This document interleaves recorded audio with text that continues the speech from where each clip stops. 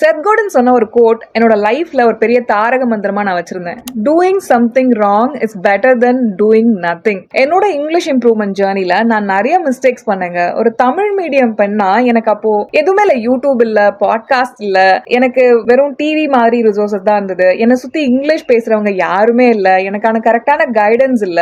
ஆனாலுமே நான் எப்படி சக்சஸ்ஃபுல்லா வந்தேன், என்னோட இங்கிலீஷ் ஃப்ளூவன்சி எப்படி உயர்த்திக்கிட்டேன்னா ஒரே ஒரு விஷயம், நான் தொடர்ந்து செஞ்சுட்டே இருந்தேன். ஏதாவது அது தப்பாயிடுமோ அப்படின்ற அந்த வரி இருந்தாலும் இல்ல, பரவாயில்ல பாத்துக்கலாம், ஏதோ ஒண்ணு நம்ம செஞ்சுட்டே இருப்போம் அப்படின்னுட்டு அந்த ஆர்வத்தோட என்னோட இங்கிலீஷ் இம்ப்ரூவ்மெண்ட்ல நான் ஒர்க் பண்ணிட்டே இருந்தேங்க. நான் தப்புகள் செய்ய பயந்திருந்தா, நான் ஐயோ இவங்க இப்படி ஜட்ஜ் பண்ணுவாங்க, அவங்க அப்படி திங்க் பண்ணிடுவாங்க, நம்மளை பத்தி நம்மள தாழ்வா நினைச்சிருவாங்க அப்படின்ற அந்த பயங்களோட மட்டுமே நான் வாழ்ந்துட்டு இருந்தேன்னா நான் கண்டிப்பா எதையுமே செஞ்சிருக்க மாட்டேன். ஒரு லேப்ல ஒயிட் கோட் போட்டுக்கிட்டு அப்படியே ஆராய்ச்சி செய்வாங்க தெரியுமா, அவங்க முன்னாடி அவ்வளவு டெஸ்ட் டியூப்ஸ் வச்சுக்கிட்டு, அந்த மாதிரி ஒரு ரிசர்ச்சரா நான் என்ன ஃபீல் பண்ணிக்கிட்டு என்ன நிறைய மிஸ்டேக்ஸ் பண்றதுக்கு நான் அலோவ் பண்ணேன். அதனால என்னோட இங்கிலீஷ் ஃப்ளூவன்சி இம்ப்ரூவ் ஆச்சு. நீங்க எந்த ஸ்கில்ல இப்ப டெவலப் பண்ணிட்டு இருந்தாலும், அது மார்க்கெட்டிங்கோ, சேல்ஸோ, ஐடி துறையிலயோ, அக்கவுண்டிங்கோ, எதை நீங்க கத்துட்டு இருந்தீங்கன்னாலும் இந்த ஒரு தாட்டை மைண்ட்ல வச்சு அடுத்தடுத்த ஸ்டெப்ஸுக்கு போயிட்டே இருங்க. Doing something wrong is better then doing nothing.